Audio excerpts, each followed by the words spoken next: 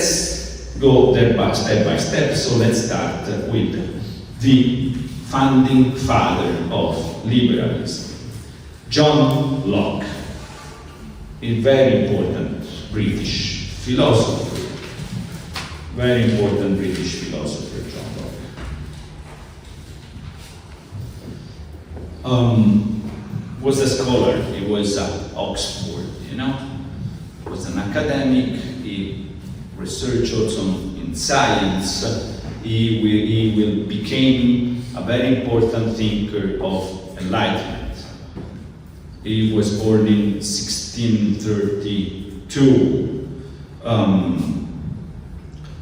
So it's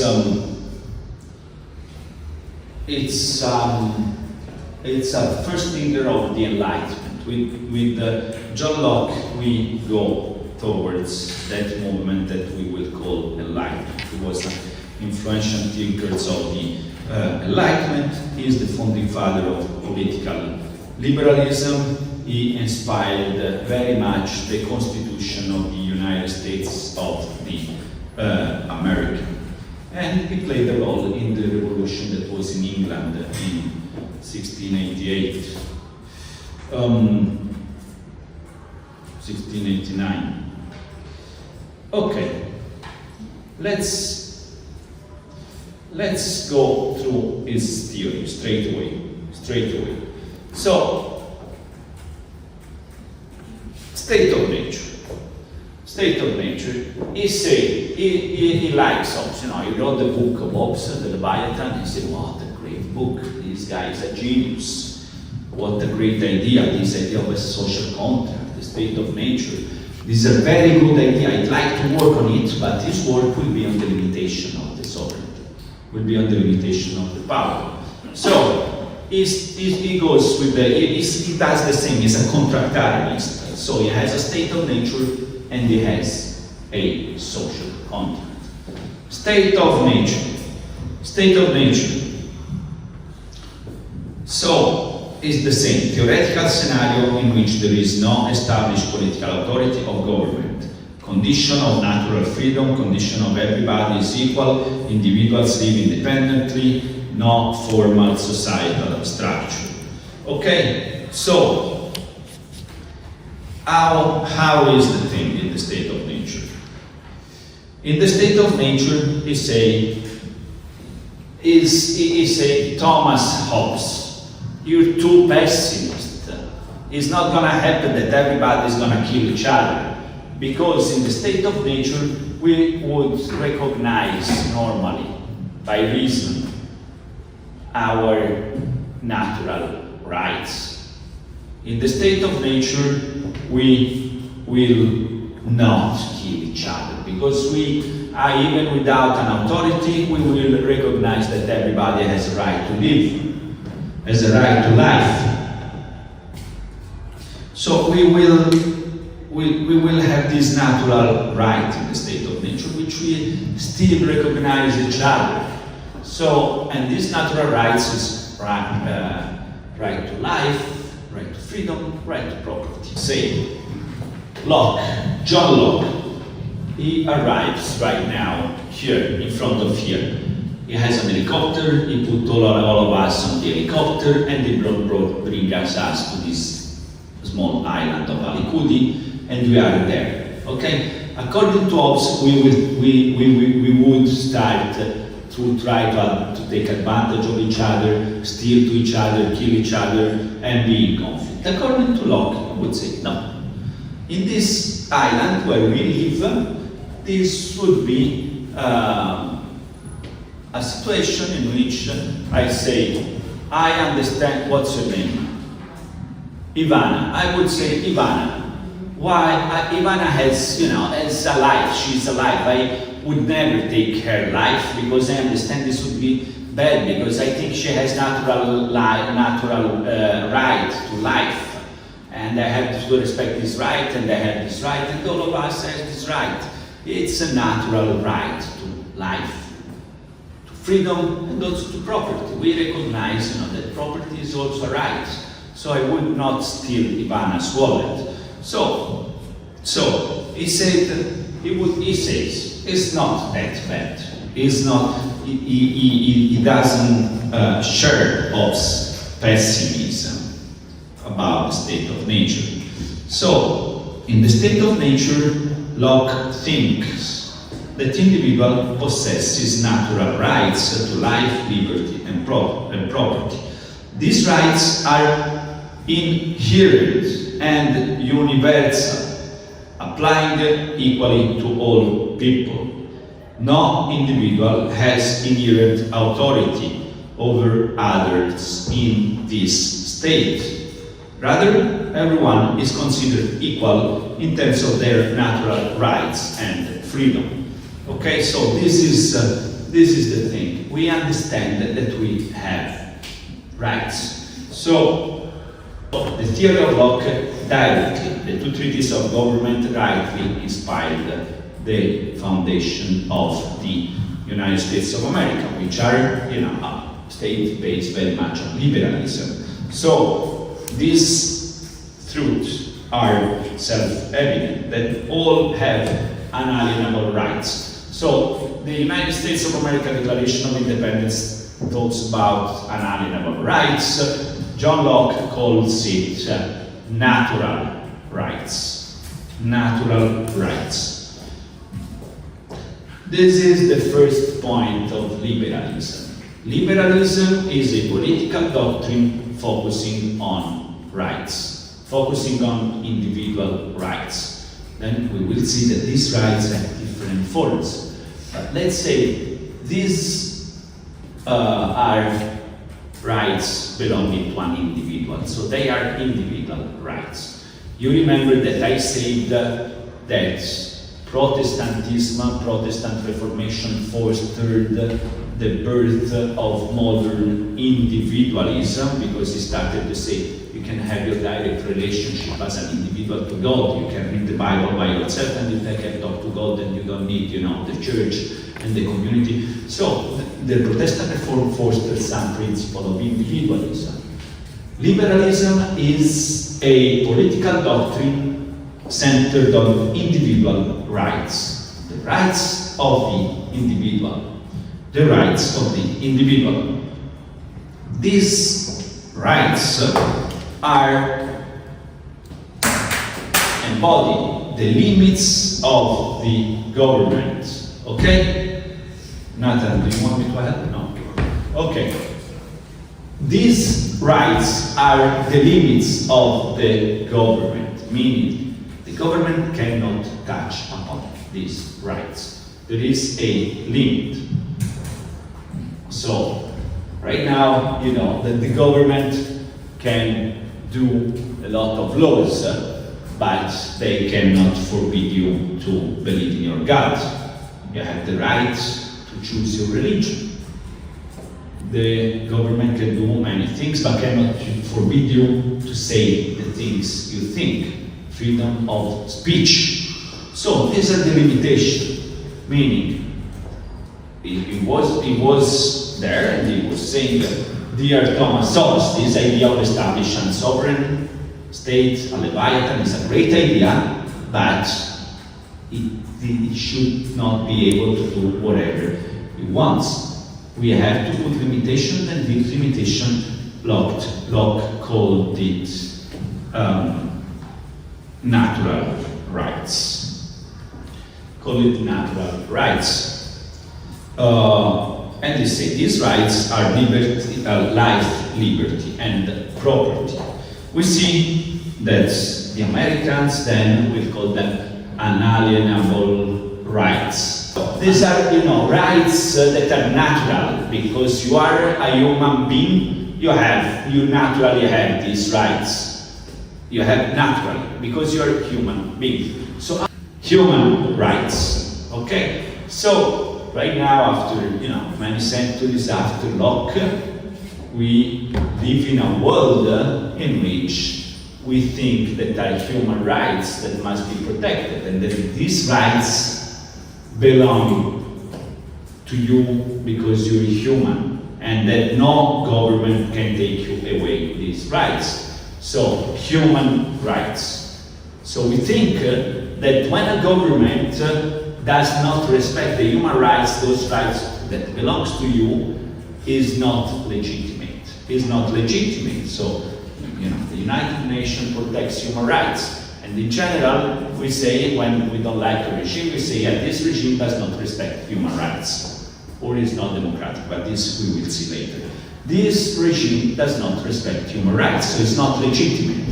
So you understand that the liberal ideas shaped the international law so much, because we have this principle of human rights. It belongs to you because you're a human being, and the government is limited, cannot touch upon these rights.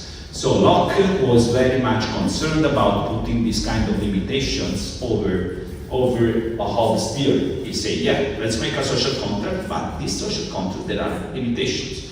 These limitations are, you know, the natural, first of all, the natural right to life, liberty, and property. The Americans, Declaration of Independence, wrote, you know, life, liberty, and the pursuit of happiness, which so far nobody understood what does it mean, but it sounds good. You know, the Americans are good in making things sound good. So they took exactly the idea of Locke. These rights are inherent and universal, applying equally to all people. No individual has inherent authority over others in the state.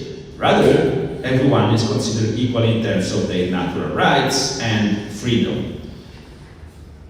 So Locke did not depict the state of nature as necessarily chaotic or violent, unlike Hobbes. Instead, he saw it as a state of peaceful coexistence and mutual respect, where individuals are guided by reason and the sense of moral duty to respect each other's rights. So, it's not that bad. So the idea of Locke is that if we as class we go to this small island, at the end we respect the other natural rights, the rights to life, so we're not gonna kill each other, the right to liberty. We don't want to dominate over the other. We don't want to dominate over the other. And we don't even steal. Why Locke think that property is a natural right? This is an important thing. Property is a natural right, because we will see that in the following centuries, the ideas of liberalism will become entrenched with a social model which is capitalism, which is based on private property. So why Locke thought as property as a natural right? Because he said property results from human labor. Property is, through human labor, you transform nature. You know, we don't have anymore this kind of things, but at this time, most of work was, you take a piece of wood and you transform it into a table. It was craftsmanship, it was manufacturing. So, meaning you take natural resources and you transform them into an artifact.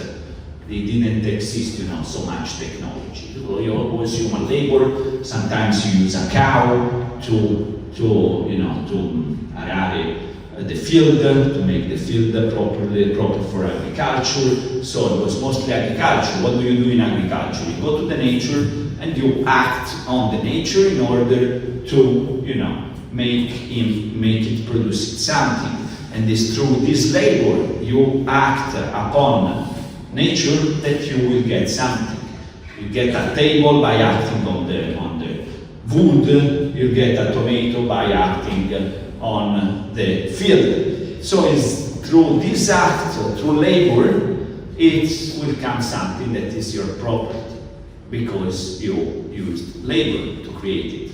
So the idea that you have a natural right over the products, over the fruits of your own labor. So this is This is important because for liberalism, you know, at the time it was not considered that, it was considered that most property of a territory was the property of the king. Even now, in theory, in the UK, in theory, when you have a property, in theory, you're just renting this property for like 100 years from the queen, but it's the property of the queen. You know, even there is a thing, I'm not sure, but I think I read it, the sheets of the pigeons is the property of the Queen Majesty, or the sovereign of the UK. So they, you know, before the property, there was an idea that the things over a territory, the things on the kingdoms are property of the king or the queen. So property was something that was not taken for granted. And they say, no, you have this right to property. You know, at the time the state could come and say, from tomorrow your house is mine because I need it to use to make war, to make something. So there was no guarantee of property, and he wanted to ensure property. So these three natural rights: natural right to life, liberty, and property. So, according to Locke, if we go to this island, we as class a state of nature, we respect each other, it's not that bad, we understand that we all have natural rights to life, freedom and property, and we respect each other's rights. So he said, yeah, we would have this problem to fix in the state of nature. Insecurity to the absence of a central authority, a lack of enforcement mechanisms for natural rights. There are potential disagreements of the interpretation of the natural rights we have, of the natural law. So we need to establish an authority, a government that can regulate this kind of conflicts, this kind of issues. So we enter a social contract to establish civil society and government. So government, primus principle. We establish a government because we want to be sure that our natural rights are protected. Okay? So this is the goal of the government, is to protect our individual rights. You know, it's a bit different from Hobbes, because Hobbes say we establish the government because we need to be protected from violence, and so we need a strong sovereign which can do whatever he wants, because we give all our rights and all our freedom to this sovereign, according to Hobbes. According to Locke, he say no, we need a sovereign in order to be sure that our rights are protected. The role of the government is to protect these natural rights and to ensure peace and to decide over disagreements. So, is not a situation in which the state, the government can touch upon our rights. No, it is not possible. The sovereign cannot do whatever he wants. The state power cannot do whatever he wants. There are limitations of this. There are rules limiting the power of the state. How do we call this crucial principle of liberalism, in which there are limitations to the powers of the state? How do we call this crucial principle? Rule of law. Very good, Maki. Very good. So, rule of law. Rule of law means that you have laws limiting the government. The executive power has limitations. Rule of law. So, this is a very crucial principle of liberalism. So, when we talk about liberalism, we talk about individual rights. This is the main principle. Liberalism is protecting individual rights. This is the crucial principle. Then we have limited government. This means that there is a limitation of the government that cannot interfere with the individual rights, and the rule of law, meaning that the law is above the power of the state. The power of the state cannot violate the law. liberalism. Liberalism. This is so important. This is so important because shaping all Western civilization is shaped by these principles. You know, and the Western civilization wanted to make these principles global, wanted to establish an order in which the principle of human rights as a limitation for the government applies everywhere in the world. Right now, we see there are conflicts because this is not happening, but the idea of liberalism is that this principle these are universal principles which should shape legal systems everywhere.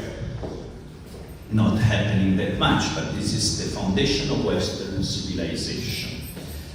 So liberalism is a political doctrine focused on individual rights.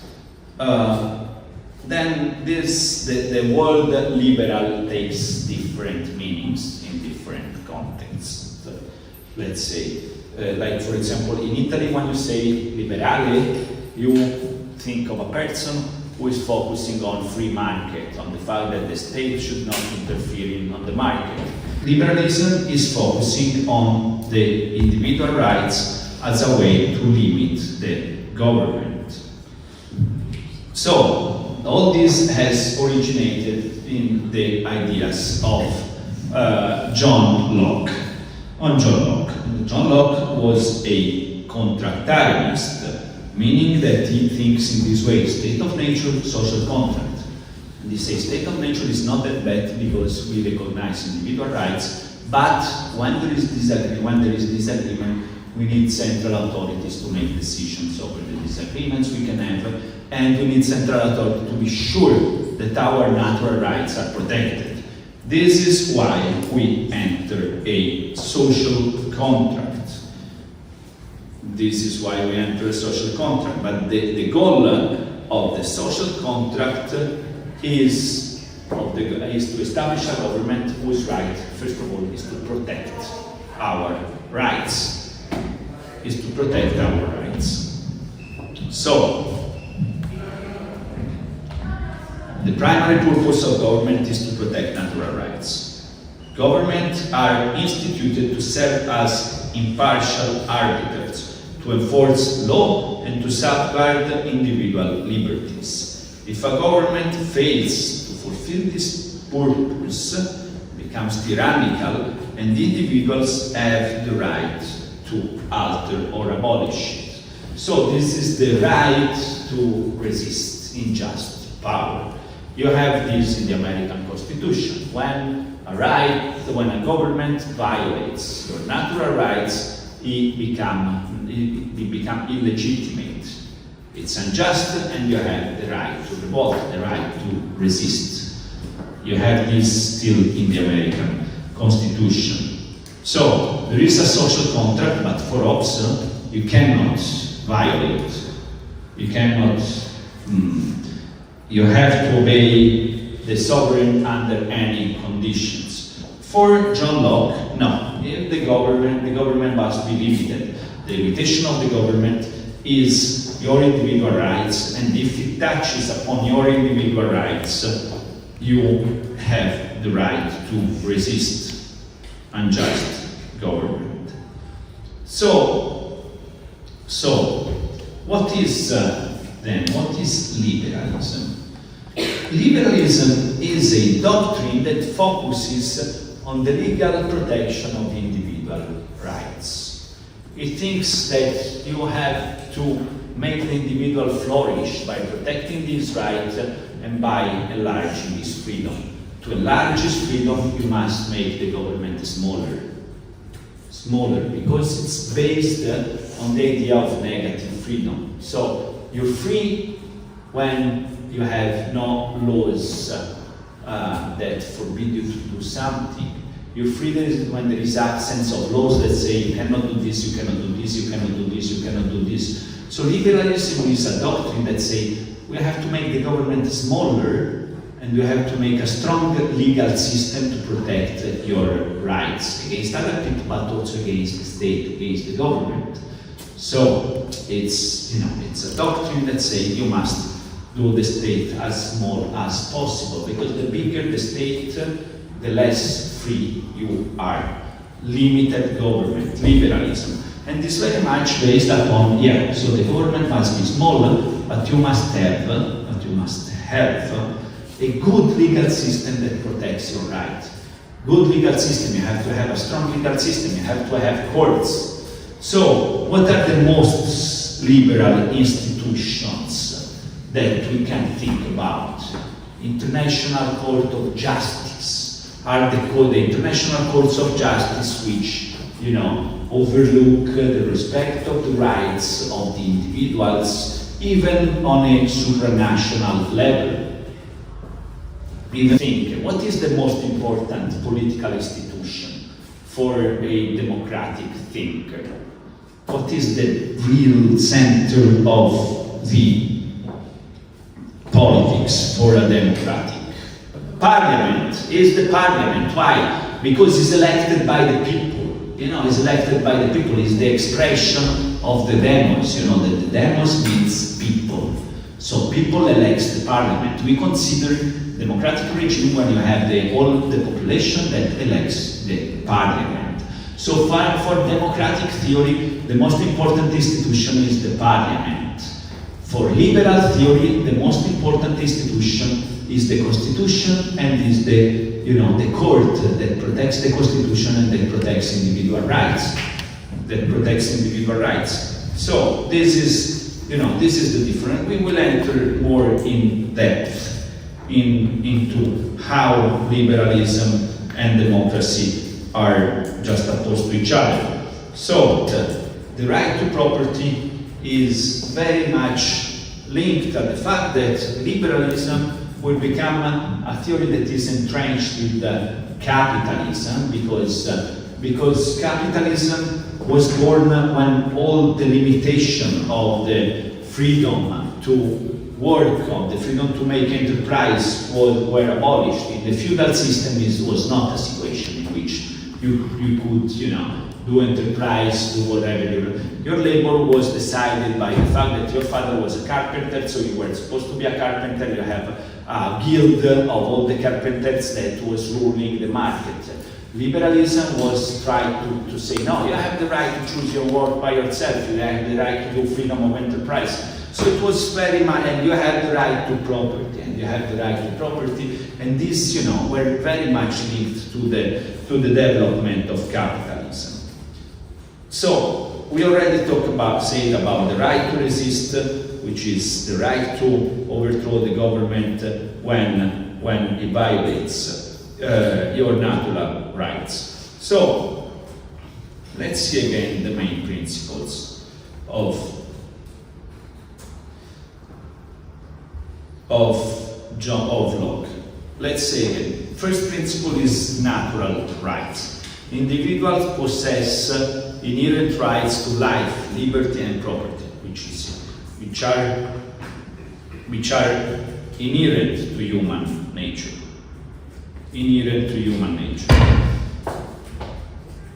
And because of these rights, we have to limit the government. We have limited government because the government cannot touch upon your rights. Okay? The social contract, the legitimacy of the government arises from the consent of the governed that made a social contract to establish a government to protect their own individual rights. And then also, it was a situation in which there was religious war, so it was a strong supporter of religious freedom. You must be free to believe in which religion you prefer. So he focused very much on natural rights. Since he focused very much on natural rights, he's the founding father of liberalism, because liberalism is a political doctrine focusing on the individual rights, protecting the individual rights, promoting the individual rights, expanding the individual rights. And to expand these rights, you have to limit the government. You want to make the government smaller Because the smaller is the government, the biggest is the liberty to do whatever you want, because you won't have rules that forbid you to do whatever you want. You understand that you have to make the government smaller in order to be more free. We see that, you know, United States of America is a country very much founded on the principles of liberalism. You know, at the point that they refuse to have public health care, because they say if you have public health care, you have to give the government the power to organize health care, to collect more taxes, to establish this bureaucracy and so on and so forth, and they don't like this. They think that you have to limit the government in order to be more free, and that any extension of the government will somehow limit your freedom. This is liberalism. Liberalism is promoting individual rights, and this implies to limit the government. To limit the government. The purpose of the social contract is to establish a government that has the goal of protecting your own individual rights. So you have some rights that are human rights that belongs to you because you are human beings, and there are citizen rights which belongs to you because you're the citizen of a political community, which nowadays correspond to a nation, correspond to a state, and so on and so forth. So human rights, right, that belongs to you because you're a human, and citizenship rights. Then we will see that citizenship rights include civil rights, political rights, and social rights, but this will come later. So we see that our friend John Locke is the founding father of liberalism. Locke and political theory. Liberalism is a political theory that focuses on the individual. Focuses on the individual and on the right of the individual. Liberalism is the foundation, consider that the foundation of societies is the individual. And what you have to respect is the individual, and you have to respect his right. So it's very different from democracy, because democracy focuses, on the people, focus on the parliament, focus on the community, focuses on the fact that you have the right to participate in the political life of the community, on universal suffrage and so on. Liberals say, the goal of politics is to leave individuals free to do what they want to do and to protect them, and to make the law respected. This is why, for example, in the United States you don't have health care, but you have a very strong police.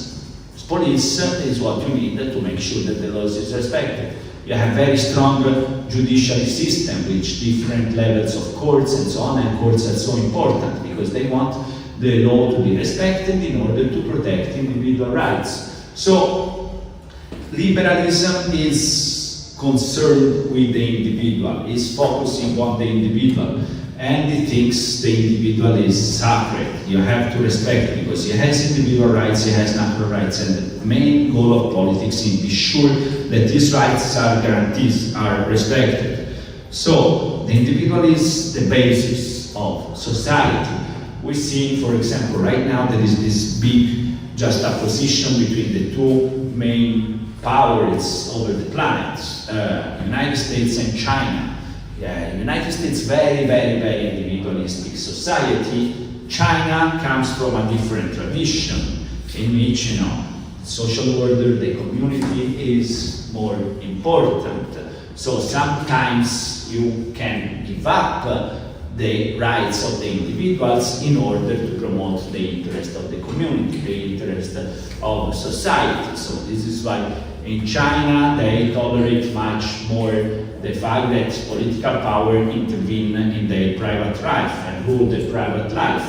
Because they say, the more important is that you have the welfare of the community. Here, Western society is the welfare of the individuals. So we are an individualistic society, and as we saw, also Protestant Reformation played a role. The more liberal societies are Protestant societies, the Netherlands, the Germans, the Americans, the Britons. When you see very strong Protestant origins, you see very individualistic societies in which, they have liberal political systems. Liberal political systems usually correspond to the fact that you have strong legal system focusing on protecting individual rights, and you have free market. And we have free market because Locke said, right to property is very important. You have to protect it, you have to promote it. Okay? So, liberal thinks that politics is instrumental. So, democracy thinks that politics is very important to make everybody equal, to give sovereignty to the people, and so on. Liberals, they think politics, we need it. Because we need to ensure that we have order, that we respect individual rights and so on, but it's not the goal of society to have good politics. The goal of societies is to have free people who can pursue their happiness, who can pursue their own goals, which are not that limited by government, and so on and so forth. So politics is just an instrument. It's just an instrument. So this is why government must be limited, political activity must be limited, they must be limited to the protection of the rights, which include the right to property. So the liberal conception of freedom, as we said, is negative freedom. So you think negative freedom is you're free to do whatever you want until you don't have the laws that forbid you to do that thing. This is why you have to limit the law, you have to limit the government. Okay? So this is liberalism. Is you focus on the individual, you focus on the promotion of the individual in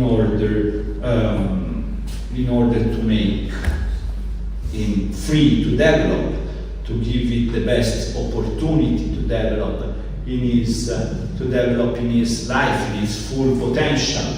This is why liberal theory focuses on what?